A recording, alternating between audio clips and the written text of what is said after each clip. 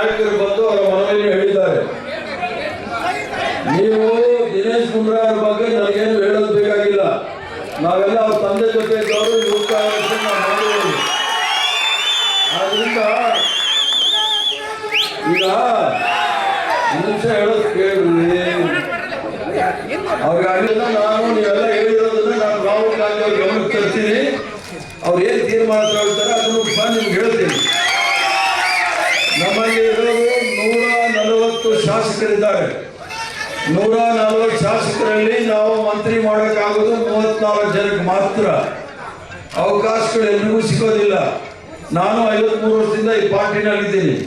ಸೋನಿಯಾ ಗಾಂಧಿ ಅವರು ನಮಗೆಲ್ಲ ಅಧಿಕಾರಕ್ಕೆ ತಂದುಕೊಟ್ಟು ಅವ್ರು ಪ್ರಧಾನಮಂತ್ರಿ ಆದ್ರ ಆಯ್ತು ಅದನ್ನೆಲ್ಲ ಆಮೇಲೆ ನೋಡ. ನಾನು 53 ವರ್ಷದಿಂದ ಇದ್ದೀನಿ. ಪಕ್ಷ ಬಹಳ ಮುಖ್ಯ. ನಿಮ್ಮ ಅನಿಸಿಕೆಗಳನ್ನ ನಾನು ಕೇಳಿದ್ದೀನಿ.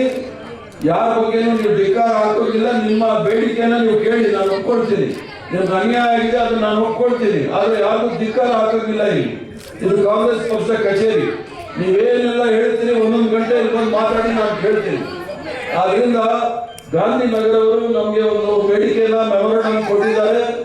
ಅದನ್ನ ನಾನು ಇವತ್ತು ಸಾಯಂಕಾಲನೇ ರಾಹುಲ್ ಗಾಂಧಿ ಅವ್ರಿಗೂ ಕಳಿಸ್ಕೊಡ್ತೀನಿ. KC ವೇಣುಗೋಪಾಲ್ ಅವ್ರಿಗೆ ಕಳಿಸ್ತೀನಿ. ಮತ್ತೆ ನಮ್ಮ ಅಧ್ಯಕ್ಷರಾದ ಮಲ್ಲಿಕಾರ್ಜುನ್ ಖರ್ಗೆ ಸಾಹೇಬ್ರಿಗೂ ಕಳಿಸ್ತೀನಿ. ಅವ್ರು ಹೇಳಿದ್ರೆ ನಾನು ಪುನಃ ದಿನೇಶ್ ಗುಂಡೂರಾವ್ ಮಾತಾಡ್ತೀನಿ. ದಿನೇಶ್ ಗುಂಡೂರಾವ್ ನಾನು ರಾಜಕೀಯಕ್ಕೆ ಬಂದಾಗ ಅವ್ರ ಜೊತೆಗೆ ಇನ್ನೂ ಅವರು 6 ತಿಂಗಳು ಮಗು.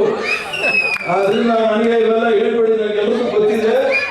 ನೀವು ಬಂದಿದ್ದೀರಿ, ಬಹಳ ಸ್ವಾಗತ. ಕಾಂಗ್ರೆಸ್ ಪಕ್ಷದ ಕಚೇರಿಗೆ ಬಂದಿದ್ದೀರಿ, ತಮ್ಮ ಬೇಡಿಕೆಗಳನ್ನು ಇಟ್ಟಿದ್ದೀರಿ.